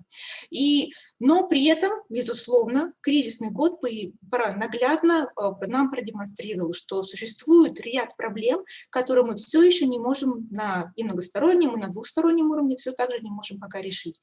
Для того, чтобы успешно продвигать интеграцию и всех интеграционных инициатив, все планирования, согласования шагов по созданию совместных рынков, нужно иметь четкий план развития, нужно иметь взаимопонимание. Здесь почему ну, важно понимать как бы стратегию с точки зрения, мы в первую очередь говорим, что это экономический, да, блок. Давайте посмотрим на экономические показатели, насколько они были успешны. Ну, снижение товарооборота было действительно, где-то, если мы говорим по взаимному товарообороту, это снижение около 11% до 54, ну, почти 5 миллиардов долларов в этом году. Если мы говорим о внешнем товарообороте, то здесь мы, значит, просели на 15, около 15% от предыдущего, это более 600 миллиардов. Но самое интересное, что самые плохие, да, самые пессимистичные прогнозы не оправдались, потому что в начале года где-то Евразийская экономическая комиссия сделали прогноз о том, что снижение показателей может произойти до 40%, а сейчас мы видим, да, разброс не превышает 15%. Это о чем говорит? О том, что макроэкономический потенциал взаимодействия внутри, да, регионального инвестиционно-экономического блока остается высоким. Ну, достаточно, по крайней мере, для того, чтобы его сохранить, как минимум. Okay, I will finish. I will try to finish. Что мы предполагаем в дальнейшем? Да? В первую очередь, безусловно, зависит от того, насколько перспективным будет выглядеть блок для дальнейшего присоединения, да, значит, и Узбекистана, допустим, да, то есть расширение семьи, да, так, да, евразийской, да, превращение в евразийскую шестерку, семерку, то есть Узбекистан и Таджикистан. Сейчас существует масса, да, материалов, и мне очень, значит, одно исследование понравилось, которое тестирует на экономическую совместимость и Узбекистана, и Таджикистана со странами ЕАЭС. Более 36% для Узбекистана и 38% для Таджикистана. Совместимость есть резон, есть смысл. Другой вопрос, насколько мы стали привлекательными для потенциальных членов, для того, чтобы они вступали, да, в экономическое объединение. Вот если мы сможем, для сейчас, если мы так вот, да, приблизительным прикидкам, общий ВВП Союза, он просел где-то на 3,5% общего ВВП, а предполагалось на то, что мы просядем на 7%, ну, самый худший сценарий. Опять-таки, повторюсь, не все так плохо, как есть, да, как прогнозировалось на начало пандемии, первой волны, но прогнозируется также, что... Окей. Okay, I will give the floor to the second speaker. Thank you. Thanks very much. It's very interesting, but we want to get in time for questions. Yeah. Спасибо, Lydia. Давайте перейдем, да. Okay, I'm probably a lot less optimistic than Lydia is when it comes to the Eurasian Union, because I mean, there's two things going on here. There's the Eurasian Union at its institutional basis, which is still rather hollow in terms of having a supranational institution or institutional structure, commission and so forth, that actually has real teeth, that actually is able to aid the process of integration. I think what we're seeing here is kind of what's happening at the national level. Yes, there's a lot of initiatives happening between nations under the umbrella of the Eurasian Union, but we're not actually seeing Eurasian integration move forward. You know, the joke was that regional integration was a bicycle. It has to move forward or it falls down. Well, that's not exactly true, because it can still keep going in circles, which is kind of what we're looking at now with the Eurasian Union. Again, we're getting a lot of activity, but we're not really moving forward. Lydia mentions kind of the expansion of the family, and I think that's a good way to put it in terms of Uzbekistan. but it's very interesting to see concretely the kind of agreement that the EAEU has been negotiating already kind of outside the former Soviet space, for lack of a better word. You look at the agreement that is negotiated with Iran, and there's just so many carve-outs that it makes the agreement kind of worthless. It doesn't really kind of bring new people into the fold. Uzbekistan sure is under a new direction now. It's liberalizing, but what does it have in common with, say, Belarus today? It had 30 years ago, but it doesn't necessarily have today. How can it benefit from moving forward? So I wonder if the EAEU's approach to kind of broadening its regional integration is effective. The question that came here was about kind of the crisis of legitimacy, or what trade blocs are, how we see the trade bloc going forward. The first thing I think we see that no one's mentioned in terms of the Eurasian Union, but we see it elsewhere, is that there's no crisis of legitimacy for integration amongst people, but there is a crisis of legitimacy amongst leaders. We had a stolen election for all intents and purposes in Belarus, which has led to 200 days worth of protests. We've seen increased political unrest in Russia around Navalny. We've seen in Kyrgyzstan a change of regime and a new president. There is political unrest. So for leaders, there's this crisis of legitimacy of integration, even as we see people in Novosibirsk saying "Živie Belarus," and kind of having this popular integration, even if the leaders themselves are kind of distancing from each other. Final point I want to make about where is the trade bloc going. Trade has taken a massive hit around the world in all of our regional blocs over the past 15 years. The global financial crisis, the Eurozone crisis, trade has been hit, and we don't have the same love of liberalization as we did before. Maybe we have a crisis of non-capitalism here, I think would be a good way to put it. I worry that we're going to see more localization. We already kind of have this in the EAEU because it is mainly, as I said, an illiberal integrative body. We're going to see moving away from having large global supply chains and having shorter global supply chains in case something like this hits again. But the elephant in the room here is China. How do we deal? How does the EAEU deal with China? Has the Eurasian Union come to the realization that this isn't just some vehicle that we can use to wield against the West and break their quote unquote hegemony? Or have we realized that given the way China handled the outbreak of the virus and all the secrecy, that maybe the Chinese Communist Party is not a reliable partner moving forward? Maybe within the Eurasian Economic Union, we need to start thinking about what our own local interests are, what our own economic interests are, and maybe China isn't just this convenient club that we can utilize against the West. Given that Russia, given that Kazakhstan border China, I think this is going to be huge going forward. And this is what I think, more than anything, the pandemic has exposed. Thanks so much. So many fascinating questions open up. We really need 2 days rather than 2 hours. Lots of, we will have time for questions. So if you want to start putting questions in the chat or comments, additions, please do so. But let's move on to to ASEAN. And Alex, if you could give a short intervention, and then we'll go back to the Philippines. Да, спасибо большое. Так как осталось очень мало времени, я максимально коротко и тезисно сформулирую основные выводы. Говорить, пандемия привела ли к кризису легитимности или, наоборот, к солидарности, здесь можно сказать, что на самом-то деле в Asean и до пандемии наблюдался кризис доверия. Если мы посмотрим наиболее чувствительные политические вопросы, которые есть на повестке дня у Asean, это, безусловно, продвижение собственного видения индотихоокеанского региона. Здесь есть определенные разногласия. Прежде всего, это, разумеется, проблемы Южно-Китайского моря, где у как минимум 2 стран-членов Asean, Вьетнама и Филиппин, более такая четкая позиция и сформулированная позиция в отношении Китая по сравнению с Малайзией и Брунеем, тоже участниками территориального спора по Южно-Китайскому морю с Китаем.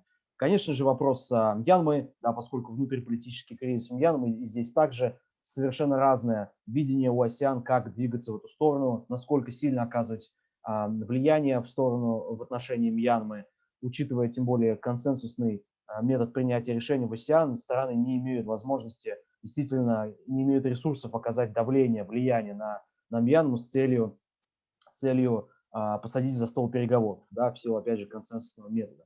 Поэтому пандемия фактически не изменила фундаментально ничего для Asean на уровне стратегических направлений. Она лишь, как и в принципе и в целом глобально, она подсветила и еще больше акцентировала именно те проблемы, связанные с доверием внутри Asean, связанные с вакуумом лидерства внутри Asean.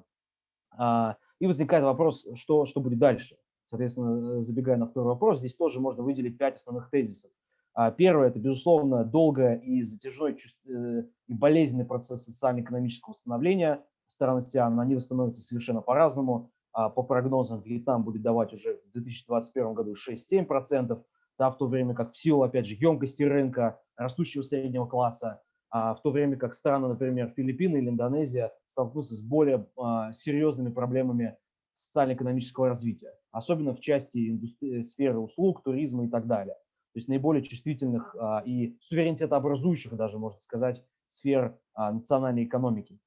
И Asean будет на перепутье. То есть первый момент – это, естественно, инвестирование в себя и попытки использовать имеющиеся собственные ресурсы Asean, экономические, дипломатические, для противодействия негативных эффектов, снижения негативного эффекта от пандемии. Но это отвлечет, безусловно, ресурсы на реализацию, во-первых, национальных стратегических планов, а во-вторых, продвижение уже имеющихся форматов, которые есть у Asean. Это прежде всего экономическое сообщество Asean и, собственно, видение Индо-Тихоокеанского региона. Одновременно это большая зависимость от внешнего финансирования, да, поскольку здесь пандемию можно сравнить с азиатским финансовым кризисом, и то, как Asean реагирует на пандемию, можно опять же сравнить механизмы, сравнить с азиатским финансовым кризисом 1997-1998 года. И что мы увидим? Что здесь больше уровень вовлеченности стран Asean +3, это Южная Корея, Китай и Япония, больше инвестирования, больше зависимости от именно прямых иностранных инвестиций и торговли с внешними странами. Второй или третий тезис важный – это, конечно же, использование инструментов РЭП, всеобъемлющего регионального экономического партнерства и форсирование ратификации, поскольку в прошлом году, в конце прошлого года в РЭП был подписан, но пока еще не ратифицирован. Соответственно, страны Asean, естественно, будут лоббировать и пытаться сфорсировать ратификацию в РЭП для того, чтобы использовать инструмент в РЭП для минимизации негативных последствий от пандемии и возвращения свернувшихся и фактически разрушенных цепочек добавленной стоимости обратно в Юго-Восточную Азию и обратно в Азиатско-Тихоокеанский регион. Четвертое стратегическое направление – это попытки Asean еще более изощренно и умело балансировать между двумя великими державами, между Китаем и США, поскольку, безусловно, пандемия еще больше углубила раскол и усилила деградацию американо-китайских отношений, которая наблюдается и при Байдене.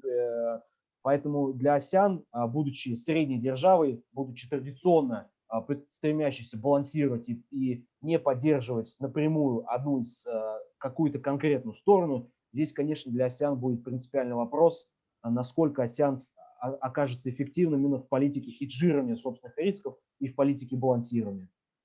И последний момент – это, конечно же, вопросы Южно-Китайского моря, поскольку во время пандемии проблема Южно-Китайского моря никуда не делась, она еще больше обострилась. Соответственно, это на данный момент одна из наиболее чувствительных проблем для Юго-Восточной Азии, для Asean. Вьетнаму в рамках вьетнамского председательства в Asean в 2020 году Asean не удалось принять кодекс поведения сторон в Южно-Китайском море. Сейчас председательство перешло к Брунею, и маловероятно, что в 2021 году удастся принять кодекс поведения вместо не юридически обязывающей декларации. Поэтому это то направление, опять же, в котором Asean будет двигаться, попытка форсировать переговоры с Китаем, попытка посадить за стол переговоров Китай и США и постараться не попасть под давление, под влияние американо-китайского противоречия, а наоборот пытаться материализовать американо-китайские противоречия и прежде всего торговую войну, как это Asean делал исторически. На этом у меня все. Спасибо большое. Thanks so much, Alex Kritzman. Would you like to say a few?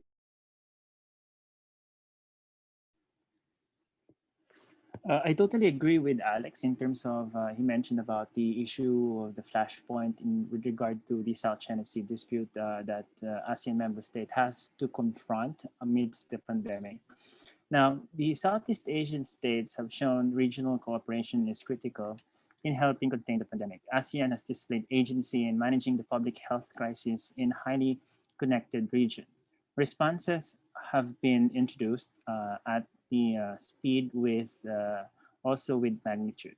The year 2020 remains to be an important milestone for ASEAN regional integration because this is a period for ASEAN member states to review the midterm implementation of the 2025 ASEAN Community Blueprints, which of course comprising the political security community, economic community, and the socio-cultural community. An important exercise that assess the progress, identify challenges, and the gaps of the implementation of the blueprints. In November 2020, we saw the ASEAN signed, of course, Alex has mentioned this in terms of the Regional Comprehensive Partnership Agreement, an important multilateral economic agreement that would boost the region's global economic standing. Strategically speaking, we can see that ASEAN member states must juggle between the managing public health risk and their respective economies, while still keeping in mind that they will not derail the vision and aspiration of the ASEAN community building process and regional integration agenda. On the economic front, we see the region was prompt to joint commit the keeping the market open, ensure normal flow of trade of goods and supply chain connectivity, particularly with regard to essential products, and work together to mitigate the socioeconomic impact of the pandemic. Such demonstration of regional commitment is crucial in the absence of a coordinated global response. The commitment to working together was echoed at the sectoral level, particularly especially with sectors such as tourism, labor, agriculture sectors. On the 2 of March 2021, the chair's statement on informal ASEAN ministerial meeting, we see the inclusion of ASEAN member states' reiteration on the pursuit of strengthening regional solidarity. Now, ASEAN solidarity ensures that the political stability is achieved and is essential to the achievement of a peaceful, stable, and prosperous community. ASEAN should continue and work together in the spirit of unity and the principle of centrality, relevance to the region in collectively addressing common challenges. Now, what would be the shape of the future of the regional integration in ASEAN? ASEAN must take advantage of its position, strategic as dynamic and progressive regional bloc. ASEAN must acknowledge continuity and diversity in terms of progress and development of the ASEAN Community post-2025 vision. This must be pursued in a comprehensive, more pragmatic, balanced, inclusive, and coordinated manner. Major flashpoints has been already mentioned earlier by Alex, of course, in terms of the South China Sea, the Korean Peninsula, the Myanmar issue, the US-China strategic rivalry, and the growing importance of the greater Indo-Asia Pacific region. ASEAN needs to strive to continue to achieve its goals and aspirations post-pandemic realities. It must ensure effective cooperation through a multilateral effort that would maximize especially with RCEP together with the middle powers, of course, Australia, with Japan, Korea, and New Zealand, and especially with emerging role of China that will help boost ASEAN's global economic position that RCEP represent basically 30% of the total global GDP. It must also expand in terms of connectivity and put the infrastructure for digital transformation. ASEAN must need to continue to adopt a collective response to collaborate in terms of the flow of goods, including food, medicine, medical supply, and enhancement of resilience to regional supply chain, respond to the widening markets bring forth by the fourth industrial revolution. ASEAN must invest in sustainability. Community must understand the synergies and complementarities of various actors, bringing that especially in terms of richer regions to richer countries or states to poorer states, especially those in the CLMV. The challenges remain, and even progress in continuing the pandemic will continue to confront ASEAN as countries deal with its long-term consequences. This makes it more critical to strengthen regional cooperation in responding to a shared threat. It's definitely hard to predict the future of ASEAN, given the fluidity and the complexity of the institutional processes within and outside ASEAN. Tackling the pandemic and its socioeconomic impact demands solidarity and action at all levels. The global and regional community will need to work together, especially not only in terms of the government, but in terms of the partnership with the private sector, research community, think tanks, and civil society. This is the time to strengthen multilateral cooperation, to proactively working on necessary reforms and leveraging global expertise and mechanism to appropriate recovery efforts in the region. And ASEAN has much to offer.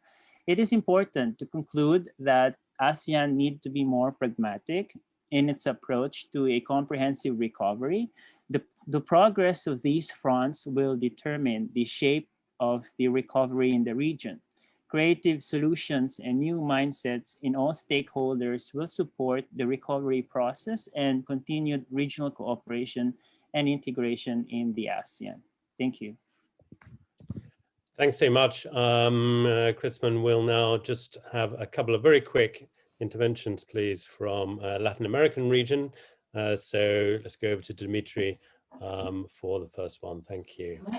Дэвид, спасибо. Ну, вообще, отвечая на первый вопрос, да, про влияние интеграции там, на кризис легитимности или повышение солидарности, мне хочется сказать, что, наверное, в контексте нашей темы сегодня эта дихотомия вообще не очень применима к латиноамериканскому региону, к латиноамериканским объединениям. Кризис легитимности может возникнуть только если, так скажем, наднациональные структуры уполномочены решать соответствующие проблемы здравоохранения, связанные с пандемией, там, а если от них этого ждут, а они вдруг не срабатывают, тогда возникает кризис легитимности. В Меркосур или Тихоокеанском альянсе изначально таких ожиданий и не было. Поэтому и кризиса легитимности, вызванного именно пандемией, скорее всего, нет. Мы скорее должны говорить о том, что все вот эти переживания, они высказываются экспертами, да, региональными экспертами, но не политиками. Меркосур или УНАСУР слабо себя проявили и в предыдущей масштабной пандемии, если мы вспомним историю с вирусом Зика в 2016 году или когда случается периодически лихорадка Денге, то основной механизм – это скорее панамериканская организация здравоохранения, нежели чем субрегиональное интеграционное объединение. Понятно, что в вопросах здравоохранения вот это вот форматы сотрудничества юг-юг, они, наверное, менее эффективны, чем форматы сотрудничества север-юг. Меркосур, кризис легитимности, он связан с другими сюжетами, да, с другими ожиданиями, с кризисом самой модели торговой интеграции, с политическими расколами, с той пропастью, которая сейчас обозначилась между Бразилией и Аргентиной, о чем ранее говорил и мой коллега Педро. В Центральной Америке, наверное, как раз наоборот. Мы видим признаки некой солидарности, так как субрегиональные механизмы, которые были изначально уполномочены реагировать на подобные угрозы, они там, да, с определенной пробуксовкой, но в целом сработали.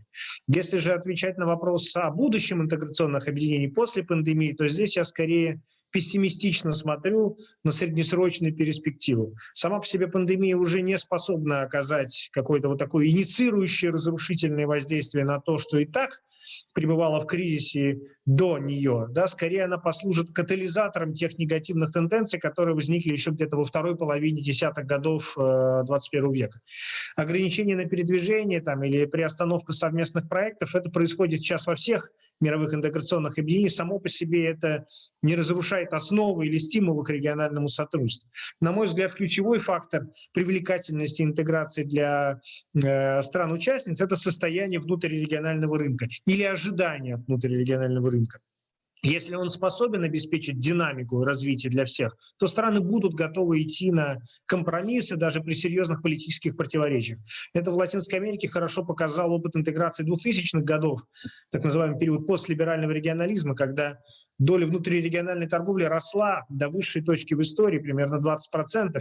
Внутренние рынки, внутренний спрос стал привлекательным для региональных игроков. И тогда страны и левой, и правой проамериканской ориентации сумели договориться, сформировав там общерегиональные блоки УНАСУР или СИЛАК. И идеологические факторы расхождения тогда уходили на второй план.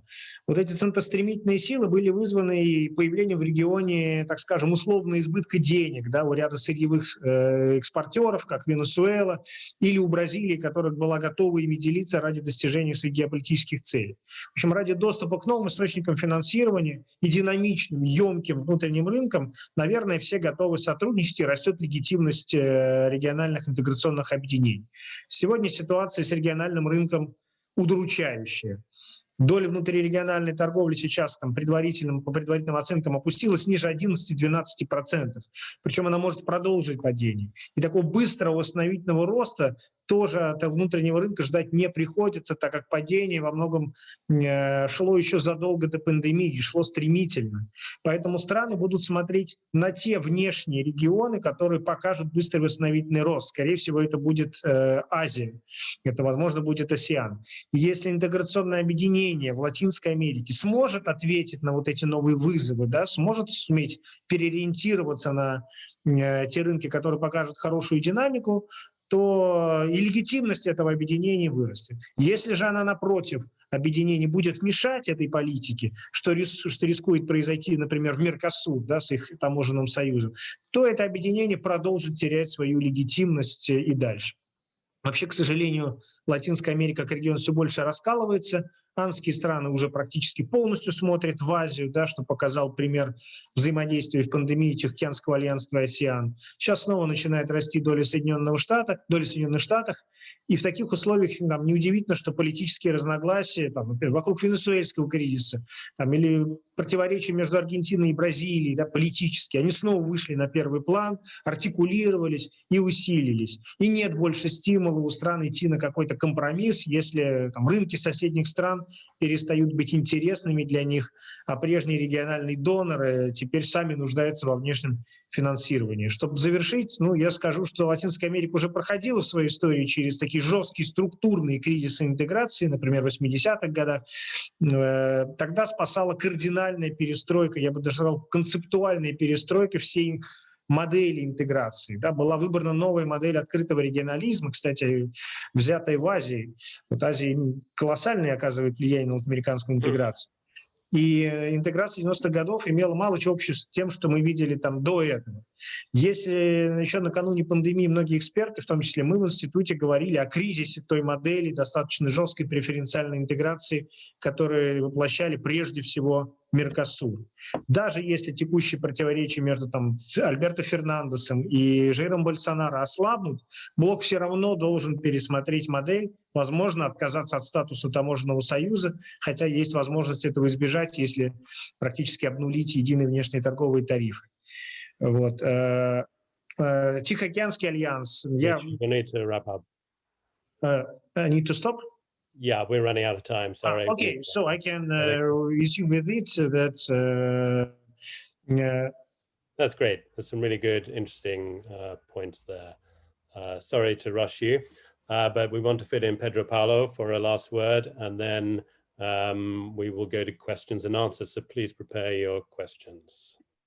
Pedro Paulo. Okay. As I mentioned, there was no coordination between countries.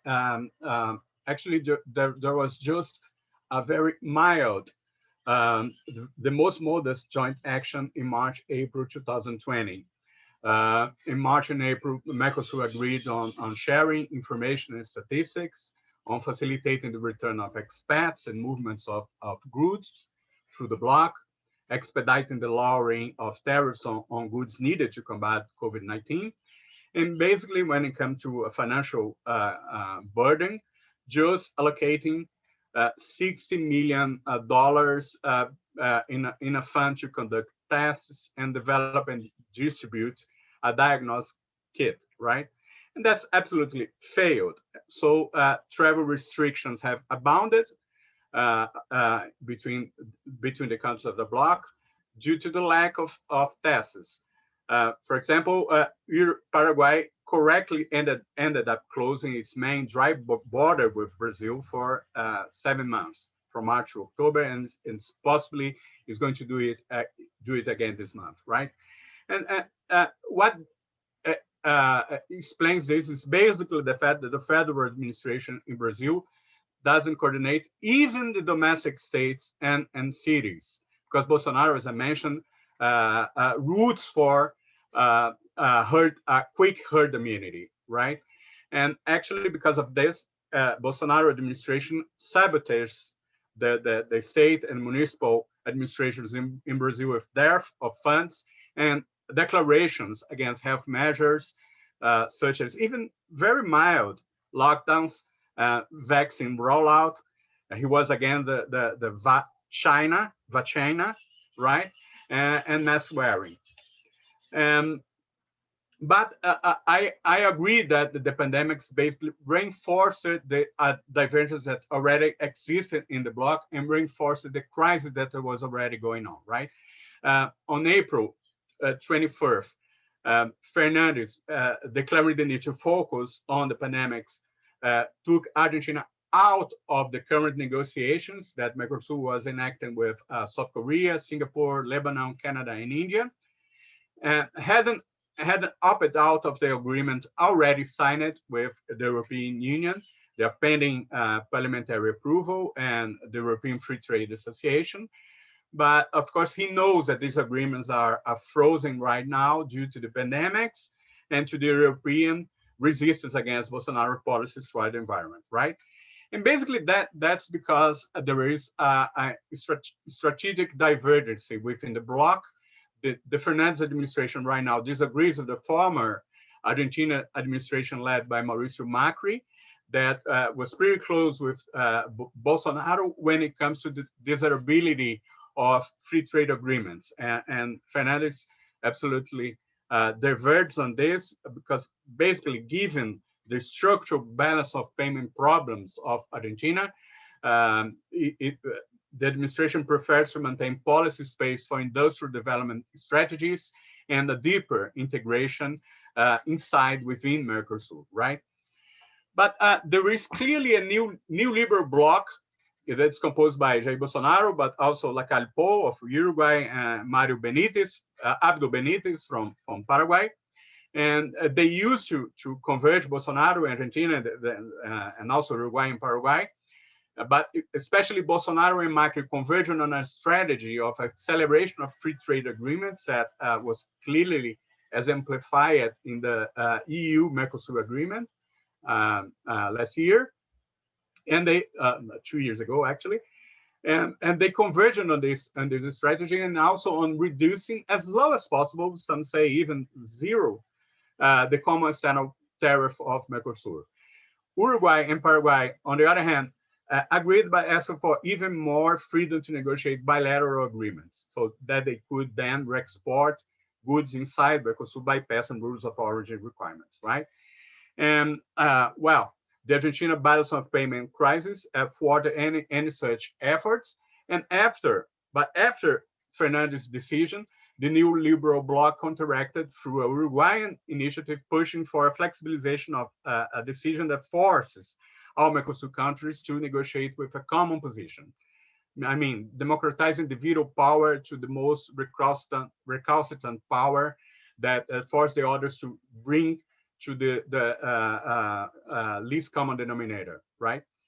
And rumors are now that trade flexibilization could be the main point of discussion or decision in the next summit 2 weeks from now, commemorating the 30th anniversary of the Mercosur. And finally, my hypothesis is that Mercosur will be paralyzed post-COVID, waiting for the Brazilian 2020 election, right?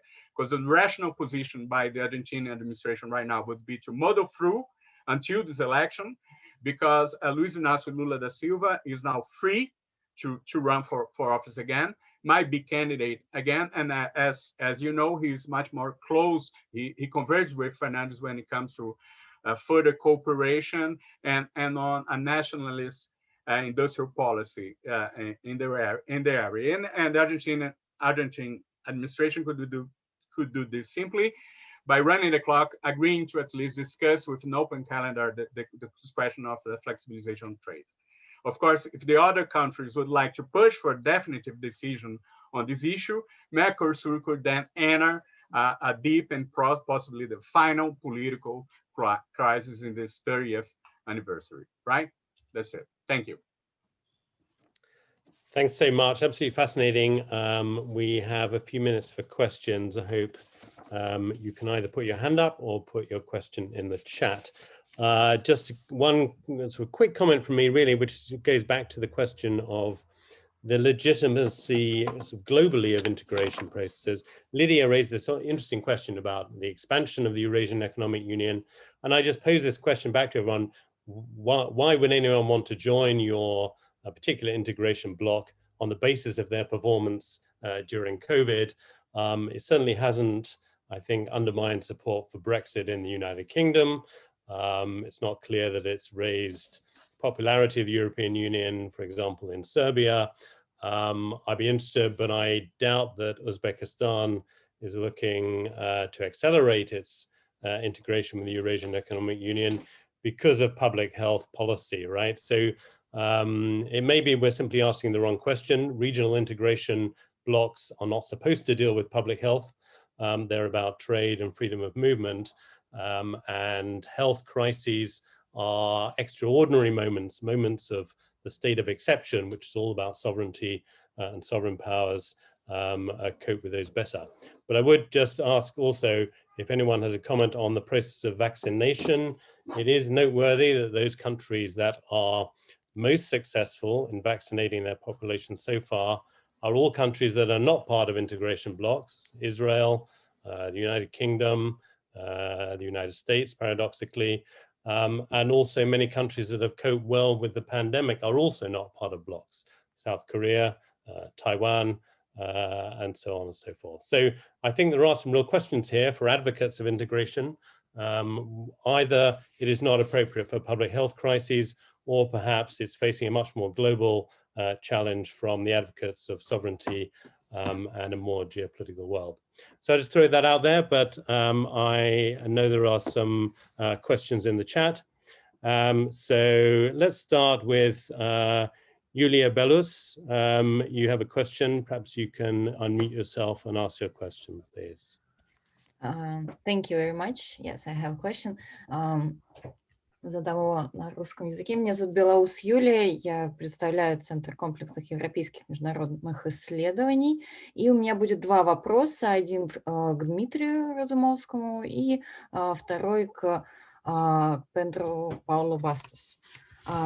Дмитрий, вот, мне показалась очень интересная мысль о том, что в период пандемии интеграционные объединения Латинской Америки решали многие вопросы с блоками интеграционными из Азии. Вы привели в качестве примера Asean. В этом отношении мне было бы интересно узнать, вот, какие перспективы Меркосур видит в отношениях с Европейским Союзом, потому что мы знаем, что в 2019 году было подписано соглашение о свободной торговле между Европейским Союзом и Меркосур. И является ли для Меркосур, допустим, сейчас это важным направлением ввиду пандемии? Стала ли пандемия, может быть, триггером к тому, что сотрудничество стало чуть менее, может быть, важным, а может быть, просто о нем не говорят?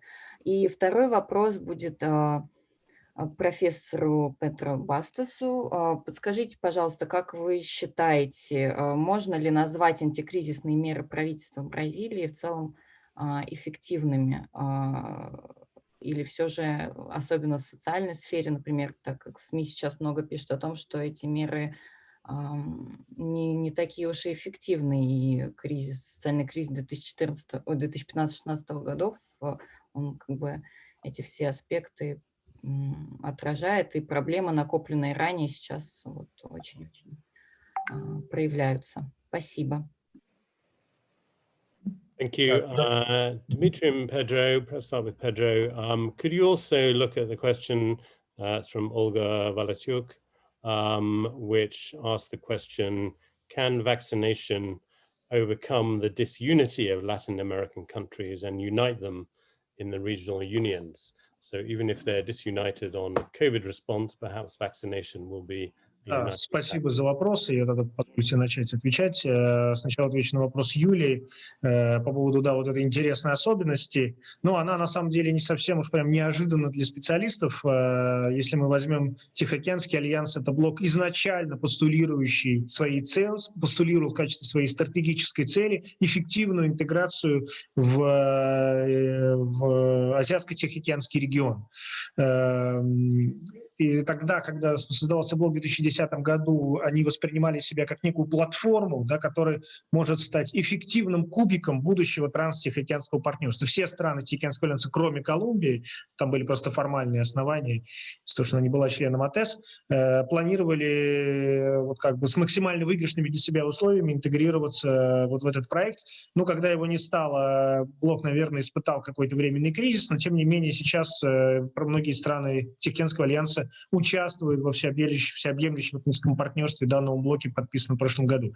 Вот. И этим вызвано было их желание взаимодействовать с Asean, ведь взаимодействие касалось не вопросов вакцинации, потому что вся страна Asean не производитель вакцины, или не вопросами там, взаимодействия в части именно здравоохранения. Речь шла о восстановительном постковидном периоде, да, как двум субрегионам, как двум блокам эффективно восстановить, да, вот эти разрушенные цепочки стоимости, о которых сегодня много говорили наши коллеги по Asean. Если говорить о перспективах Меркосур и ЕС, но сейчас это чрезвычайно сложный вопрос. И мне, кстати, интересно, может быть, и господин Педро прокомментирует позицию Бразилии. Я помню, сколько копий было сломано относительно того, что в том виде, в котором соглашение было подписано, оно Меркосур не очень выгодно.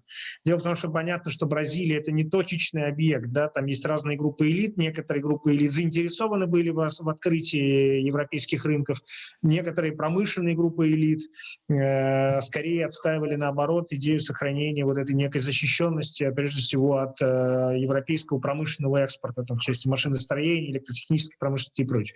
Ну, с Больсонaro одержал верх первой группы элит, нацеленной на открытость. При этом вторая никуда не исчезла.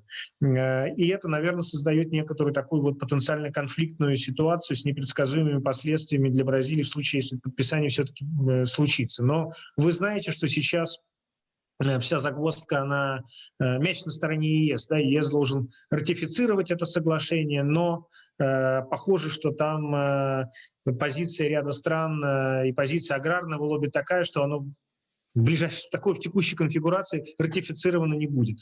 Если именно говорить о взаимодействии Меркосур, ЕС по вакцинам, но оно осуществляется, но Европейский Союз лишь поставщик там, да, 2 или 3 вакцин, которые уже сертифицированы, даже, наверное, одной, потому что там вакцина Pfizer, AstraZeneca, она британская. Да?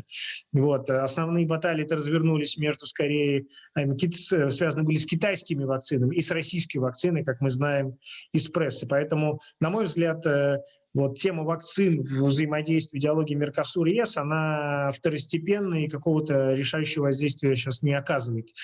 Надеюсь, ответил, Юля, на ваш вопрос. И сейчас на вопрос хотел бы ответить Ольги Веленовны по поводу, сейчас, одну секундочку, может ли вакцинация в какой-то степени стимулировать... As brief as possible, Dmitry.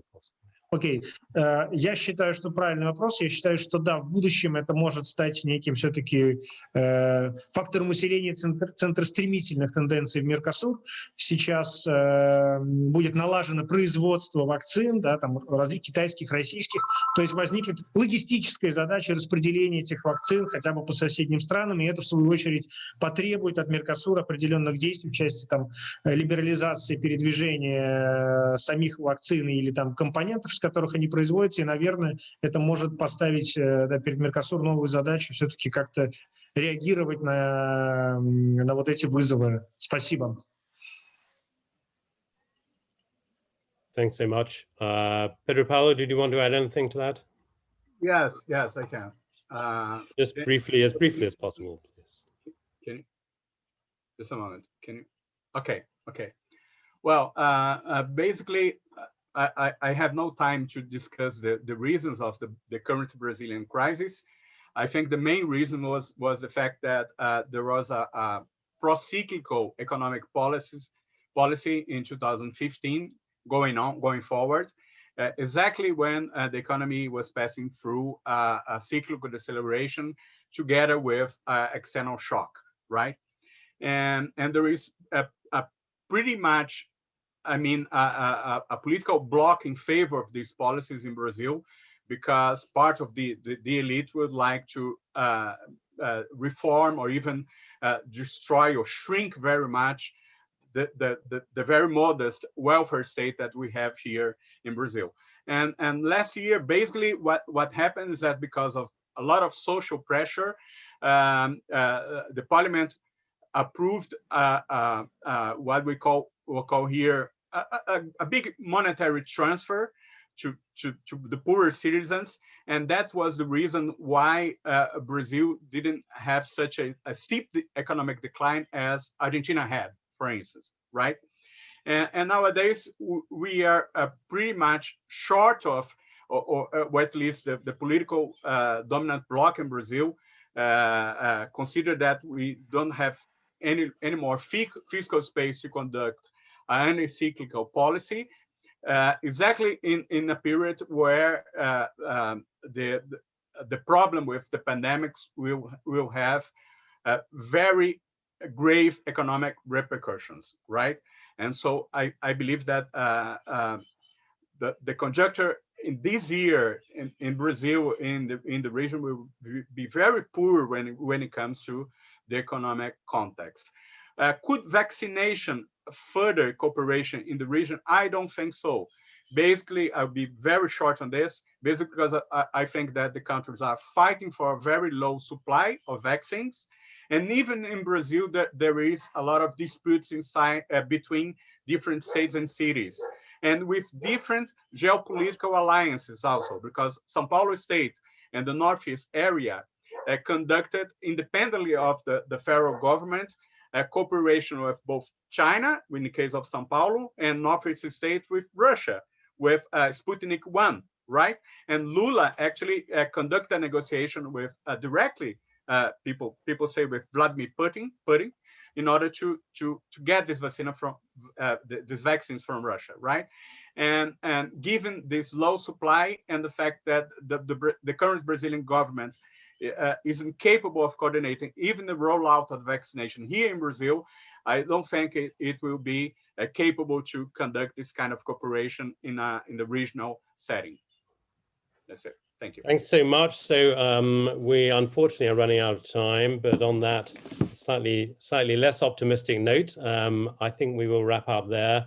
I hope you've really gained a lot from the presentations. I thought they were all fascinating, and they raised a lot of questions about the future of regional integration. And it's just wonderful to see people from all around the world contributing their points and their ideas. One of the few advantages of being on Zoom is that we can have this international collaboration. Let's hope that politicians learn from us and cooperate also on vaccination and public health in the future. So thanks very much. Thanks to the organizers. It's a really great initiative. And I hope we'll be able to stay in touch and discuss these questions in the future. Thank you very much, David.